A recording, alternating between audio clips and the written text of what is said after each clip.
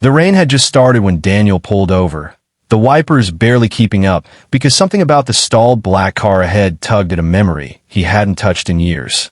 He almost kept driving. His son would be waiting, dinner half-burned, homework unfinished. But if he left now, he would never know why his heart had begun to race the way it used to when he was 22 and in love.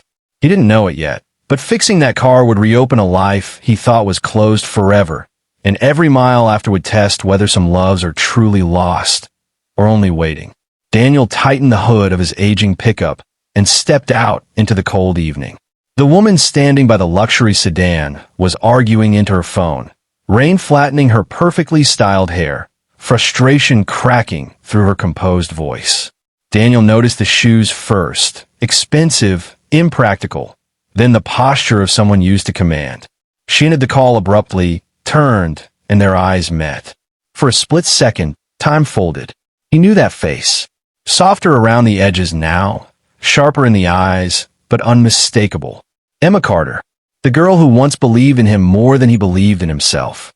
The woman who had broken his heart without ever meaning to. "Do you need help?" he asked, though his chest already ached. She studied him politely, professionally, then something shifted. Her breath caught. "Daniel," she whispered, as if saying it louder might make him disappear. He nodded, words stuck behind a decade of silence.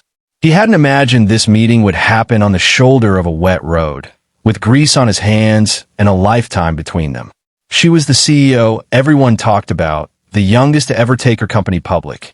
He was a single dad who fixed engines by day and tried to fix a broken past by night. They worked on the car together in silence, broken only by rain and memories neither dared speak.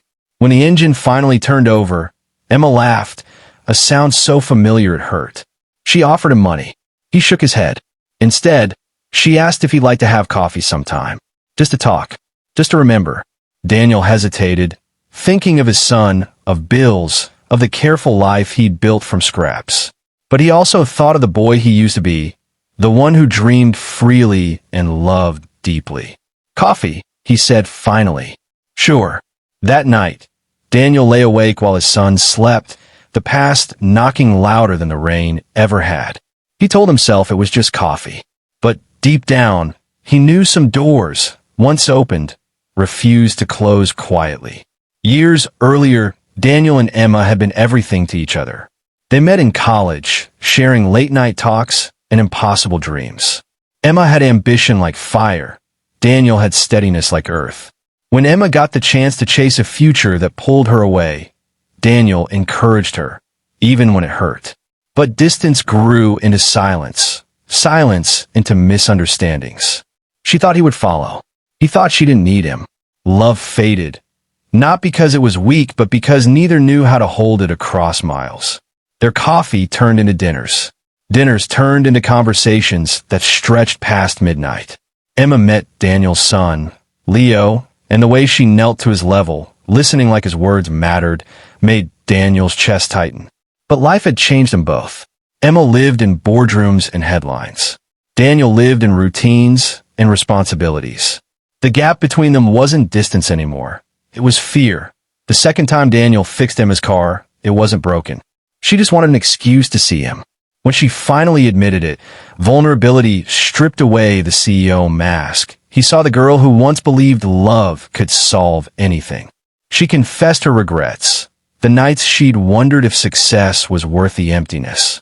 Daniel confessed the years he'd stayed small, afraid to want more after losing her once.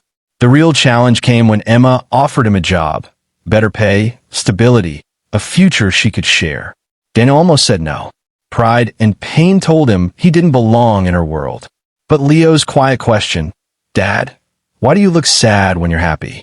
forced him to face the truth. Love wasn't about fitting into someone's world.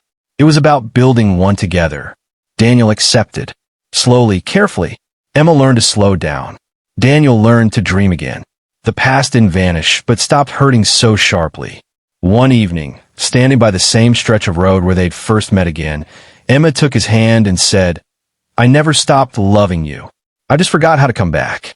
Daniel smiled, tears in his eyes, realizing that fixing her car had fixed something in him too. Some loves don't end. They pause, waiting for the right moment to start again, stronger, wiser, and finally ready to last.